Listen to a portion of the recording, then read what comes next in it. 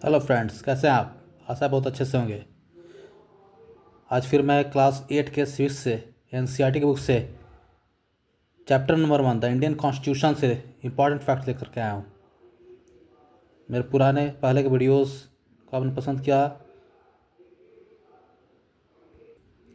आशा है आपको उससे बहुत फ़ायदा हुआ होगा।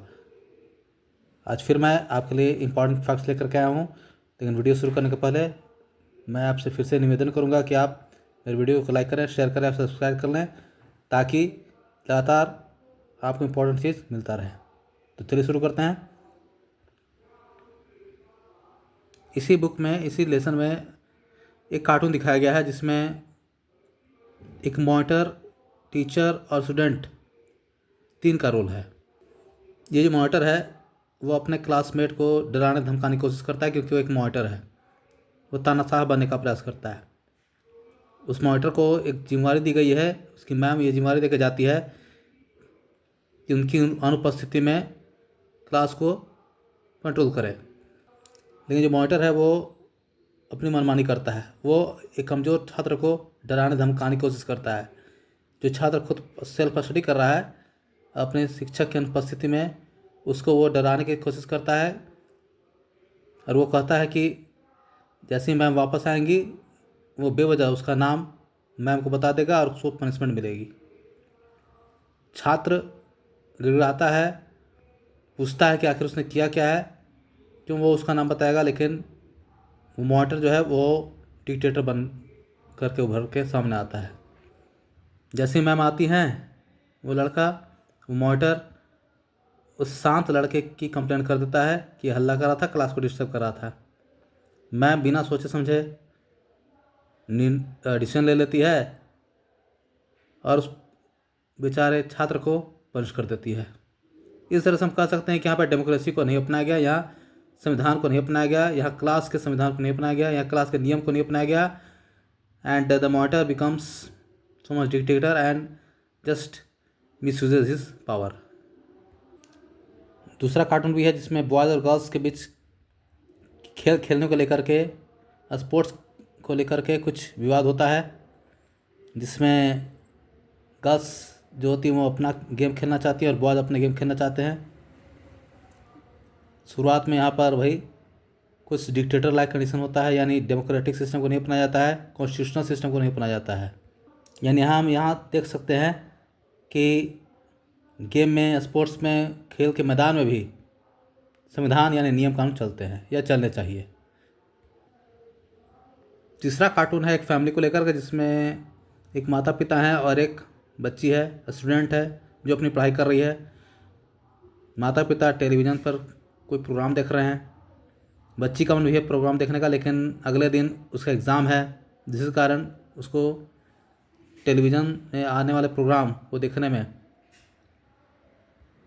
प्रॉब्लम हो रही है। बार बार उसका मन भटकता है, वो भी चाहती है कि वही प्रोग्राम देखे और पढ़ाई लिखाई को स्टॉप कर दे, लेकिन माता पिता के डर से वो पढ़ाई करते रहती है, और एग्ज़ाम के डर से भी। वो अपने माता पिता को रिक्वेस्ट करती है कि अगर आज वे लोग भी टेलीविज़न ना देखें तो वो अपनी तैयारी को अच्छे से कर सकती है। माता पिता उसकी बात सुनते हैं और इस तरह से वो मन लगा करके अपनी तैयारी करती है। अगले दिन जब उसका एग्ज़ाम आता है, एग्ज़ाम में भाग लेती है, तो उसकी तैयारी अच्छी होने के कारण उसको सारे क्वेश्चंस याद रहते हैं, आंसर याद रहते हैं, और वो अच्छे से अपना एग्ज़ाम देती है। यहाँ पर दिखाया गया कि यहाँ पर फैमिली में कॉन्स्टिट्यूशन, संविधान का को फॉलो किया गया, यानी head of the family means parents just took decision in favour of their child. So it is the rule of family and the family just followed the same rule. तो इस तरह से हम यहाँ कॉन्स्टिट्यूशन को देख सकते हैं। अब इन 3 कहानियों को आप कैसे देखते हैं?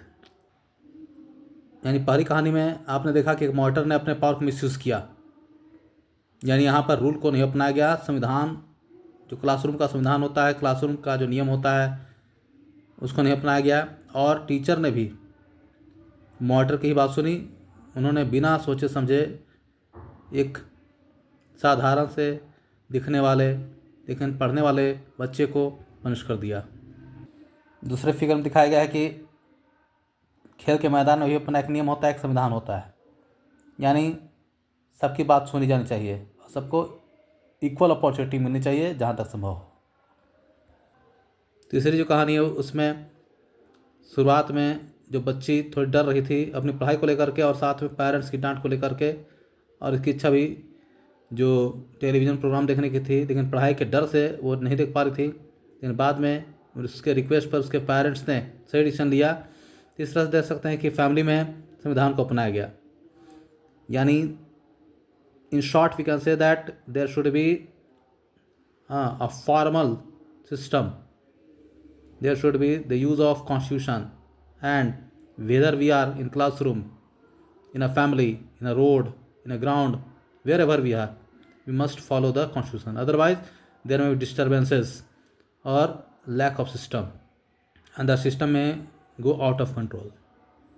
I think it is clear now. अगर आप, अब मुझे ये लग रहा है कि आपको बात समझ में आ रही है, फिर भी मैंने पहले भी बताया कि अगर आपको समझने में कोई दिक्कत है तो आप अपने कमेंट लिख सकते हैं ताकि अगले वीडियोज़ में उसको सुधार सकें।